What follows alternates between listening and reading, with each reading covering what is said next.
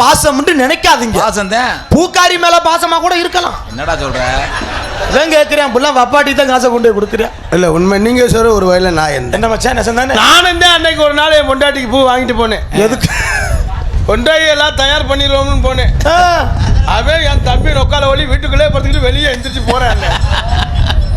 அப்ப அவனுக்கு ஒரு பொண்ணை பார்த்து நீ லைன் பண்ணி விட்டுறன. பொண்ணை பாப்போம் தான் பார்த்தேன். அவன்கிட்ட சொன்னேன், நான் தம்பி என்ன நாடாத்து போறேன். சரி நான் எப்படியா நாடாத்துல சம்பாரிச்சு எப்படியா நான் பெரிய ஆள் ஆயிருவேன். நீ எப்படியாவது கல்யாணம் காட்சி மண்டபம்னால எதுவும் சேர்த்துக்கிட்டு வச்சிருந்தா தாண்டா. ஆமா இப்ப சேர்த்து 4 பேரும் நல்லா நினைப்பாங்க, நல்லா மதிப்பாங்க. ஆமா அப்படின்னு கல்யாணம் காட்சி பண்ணாமலே எதுவும் சேர்த்துக்கிட்டு வச்சுக்கடா அப்படின்னு சொல்லு. நீங்க நல்லா சொல்லிட்டு நான் ஒரு 3 மாதம் சென்னை போயிட்டேன்.